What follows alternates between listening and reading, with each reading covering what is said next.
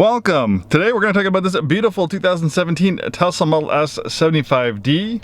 One awesome battery electric vehicle. The Tesla Model S is a large, very luxurious electric sedan. I think one of the most successful and one of the most groundbreaking electric vehicles in history. The Model S is very important to Tesla because it was their first ground up in-house made electric vehicle. The original Tesla, the Tesla Roadster, the first Tesla Roadster, was actually based largely off a Lotus Elise platform. So it was kind of a vehicle that already existed that Tesla kind of retrofitted into an electric vehicle. Or the Model S, which I think it was 2012 or 2013 when it first came out, was the first complete ground up purpose-built electric vehicle by Tesla. And to this day, it's still very successful. In fact, if you look at the styling of the Tesla, hasn't changed drastically. Well, the Tesla Model S hasn't changed drastically since it came out in 2012, 2013 versus 2023. It's a kind of a timeless design, very beautiful. In fact, when the Model S first came out, even though it's a really beautiful design, it's actually one of the most aerodynamic vehicles on the road. When the Model S first came out, it was actually more aerodynamic. It had a lower drag coefficient than some of the most aerodynamic and efficient cars at the time, like the Toyota Prius and the Nissan Leaf. But in my opinion, I think the Model S does look a lot better than the Leaf and the Prius, which I think are great cars too. I've owned a few Priuses, but this thing's absolutely beautiful. This particular one is a clean Carfax vehicle of very low miles. Obviously the previous owner did not drive a lot in this one. Maybe he or she traveled for work or something like that and didn't drive it that much. Only 14,418 miles, so very, very low miles. And we still have lots of warranty. I think September 25, we still have unlimited miles too on the battery and on the drive unit. So September 2025, unlimited mileage warranty on the battery and the drive unit. So it'll be a little while before you have to worry about, you know, those going wrong. And electric vehicles tend to be very reliable, including the Model S. This one has some nice perks. This has premium connectivity that's included in the vehicle ownership, so you don't have to pay a monthly fee for premium connectivity like most people do with newer Teslas. I actually have a Tesla Model 3 myself. I'm a big Tesla fanboy. I have to pay $10 a month for premium connectivity. What is premium connectivity? Well, that gives you these Google Maps. Normally, it would just be a kind of an illustrated view. Oh, sorry, wrong button. Normally, it would be just an illustrated view of the maps. But with the premium connectivity, you get the Google Maps, and then you also get live traffic updates. Also, with the premium connectivity, you can stream music. There's lots of pre-selectable channels. You can also build your own channels. Like if you like the Dire Straits, you can build up a Dire Straits playlist, and it'll play similar music.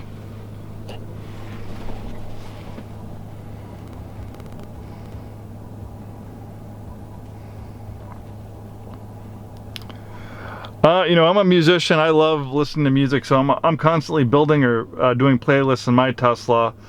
Yeah, you just pick a style of music or a song you like, and it'll play kind of a similar music. And then obviously you can select different genres and stuff like that.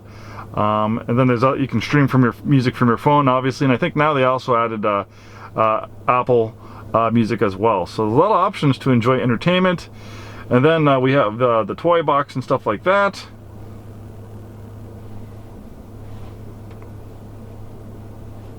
So you can you know, play different games on this screen here as well.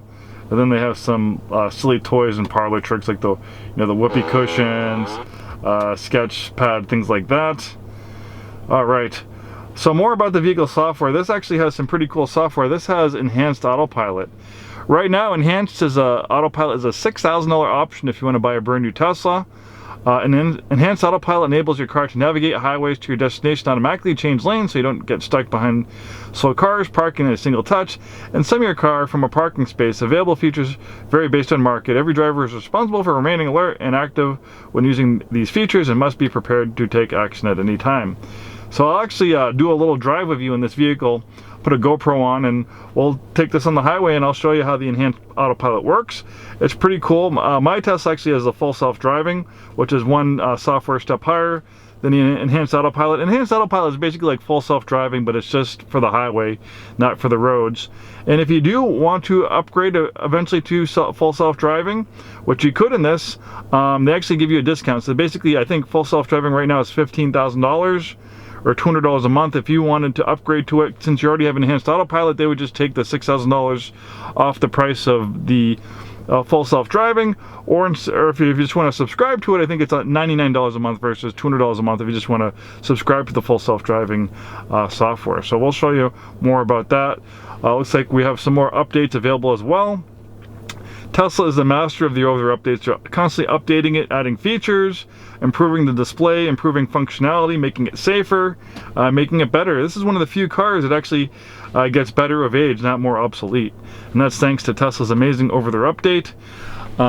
So talking more about the features of this one, this has the premium upgrades package. So you have this nice leather interior. This one has a glass roof, which I like. Tesla did offer sunroofs that actually open previously, but Tesla actually ended up doing away with the sunroofs because they have a lot of vehicle data, and they actually found that people who have sunroofs didn't use them that much. They could see they could actually find the cars. Well, tell them how often the owners use their sunroofs, and they said the amount of owners using the sunroofs and opening them was fairly low. So why add complexity and weight to the vehicle when people aren't using this? So they just added a big glass roof panel, which is really nice. It's big, it allows lots of ambient light in the interior. And I can tell you with previous experience, we've had some older Model S's with the sunroofs. They are kind of wonky.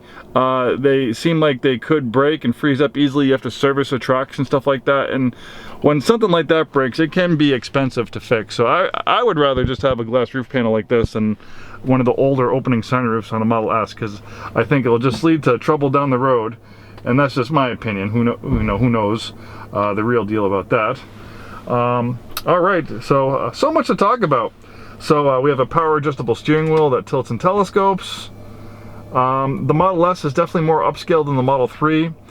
This was the equivalent of probably about $100,000 when it was brand new, and even today, a brand new Model S is still, $80,000. So this is a lot more upscale vehicle than the Model 3. The Model 3 is a great car, the Model Y is a great car, but they're a little bit more plain on the inside. This has more luxury features. You have this open pore wood trim, you have leather and synthetic suede on the dashboard and on the doors. It feels more like a high-end luxury vehicle. It's almost like having an electric S-Class Mercedes or an electric 7 Series BMW versus more of an entry-level vehicle like a BMW 3 Series or C-Class Mercedes with the Model 3. So definitely has a more upscale feel to it. So let's talk about range and the battery. So this is called the 75D. So kind of Tesla changed the way they named their vehicles a little bit further down the road. Now they just have like a Model S long range or Model S performance.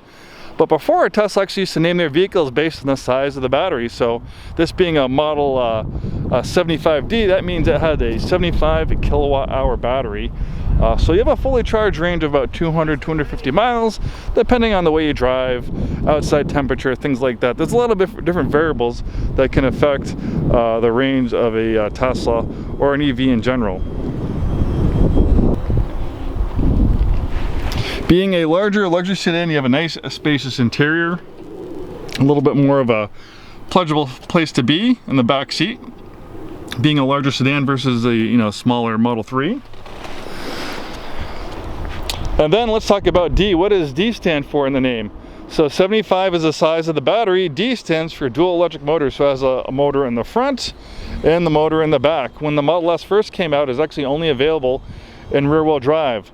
So with electric motor in the front and the electric motor in the back, that's like having two engines, so it's actually really fast. This car is very quick, and it also gives it all-wheel drive, so it has amazing traction in wet, slippery conditions, and of course, better traction in the snow versus rear-wheel drive.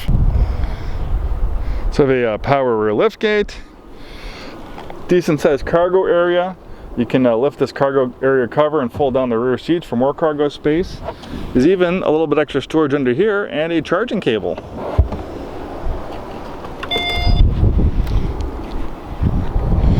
And that's a cool thing too about the Model S, is it has a kind of a sedan profile, but actually having a lift back and the ability to fold down the seats, it just makes it more practical and gives you more storage space versus a regular sedan.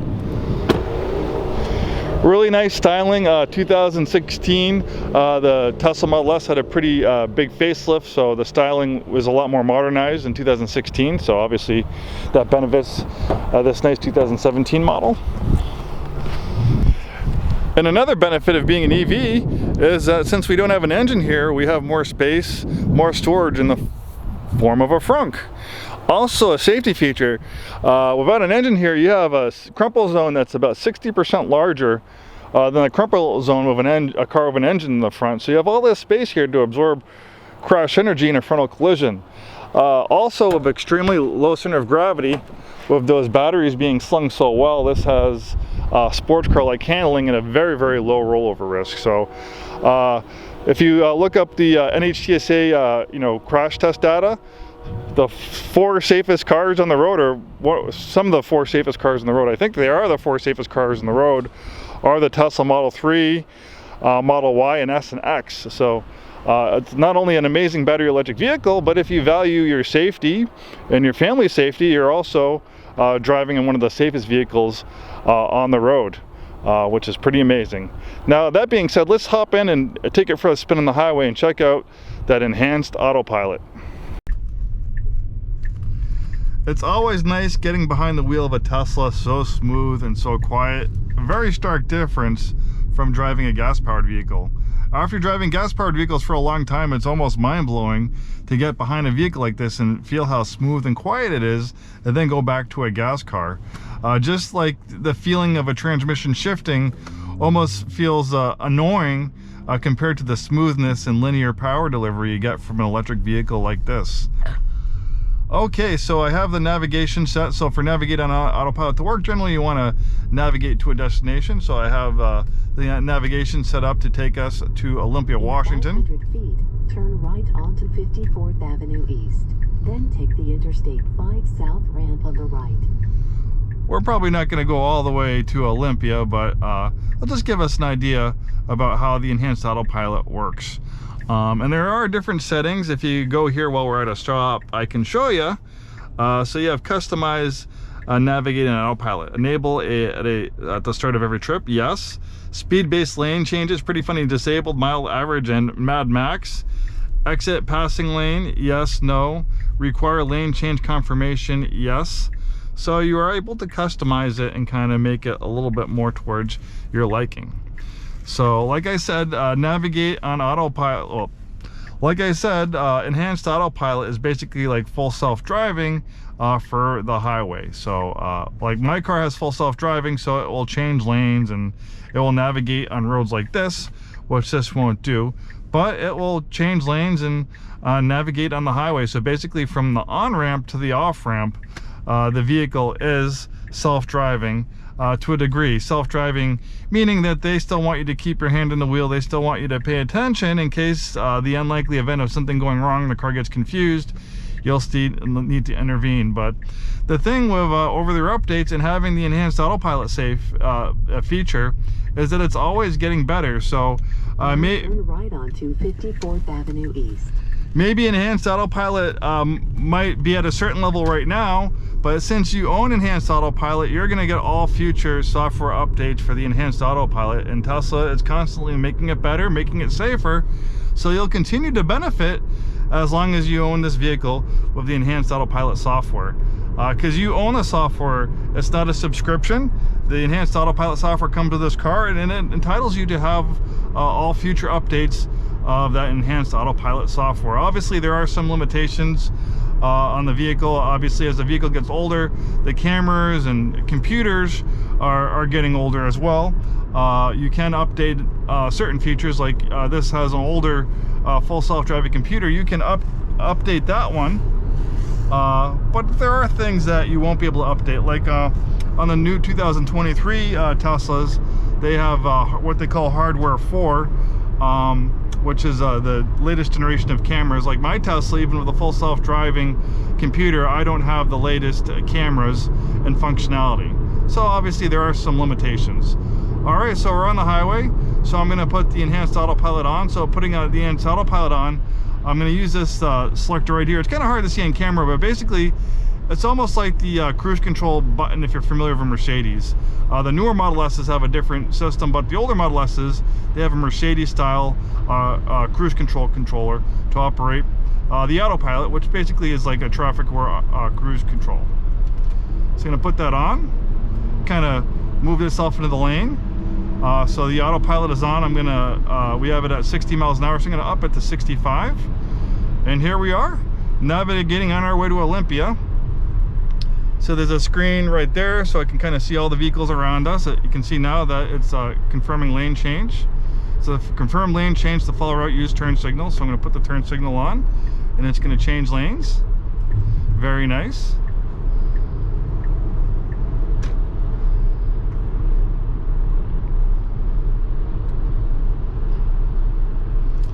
And obviously there's a level of trust when using you know, these systems. People have a tendency to be very nervous, which I can understand because, you know, the vehicle is driving itself.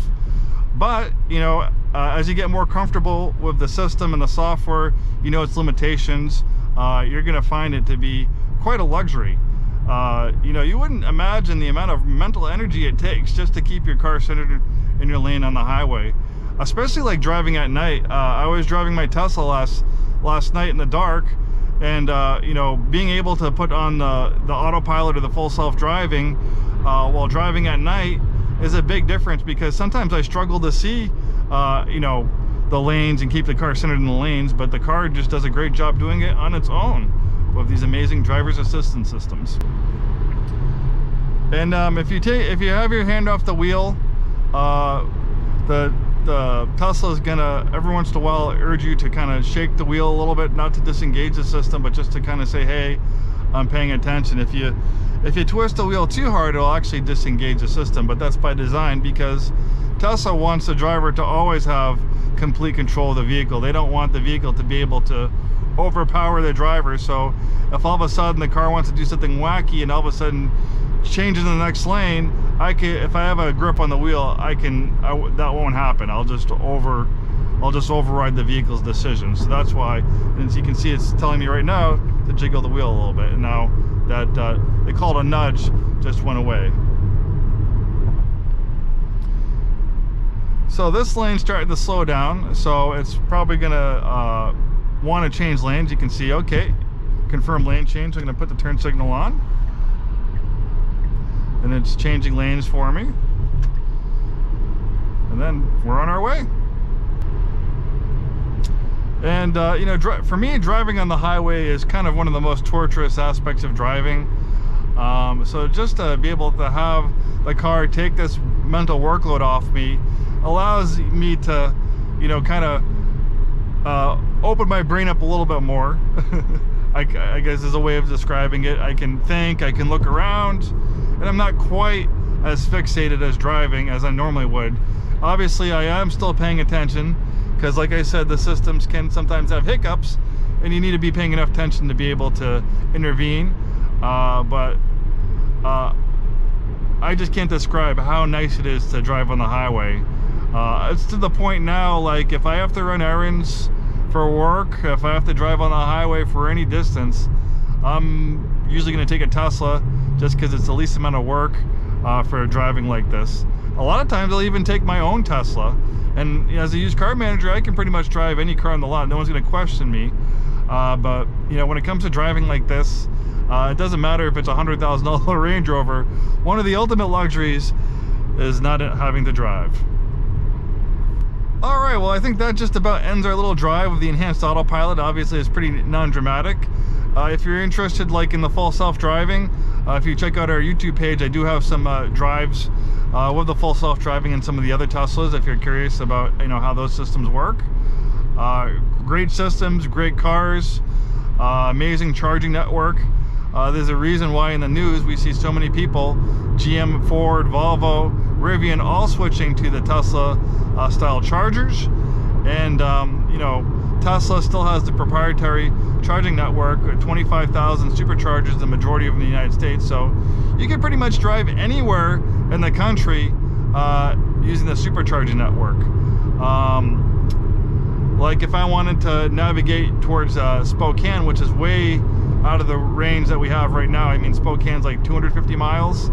I just put Spokane in the computer and the vehicle will figure out the whole route for me. It'll figure out where I need to stop to charge for, how long to charge for. So that pretty much takes away range anxiety. You enter the destination of where you're going in the vehicle, and the car will figure it out for you. It'll figure out if you have enough range, where you need to charge for, how long you need to charge. In fact, let's do that right now.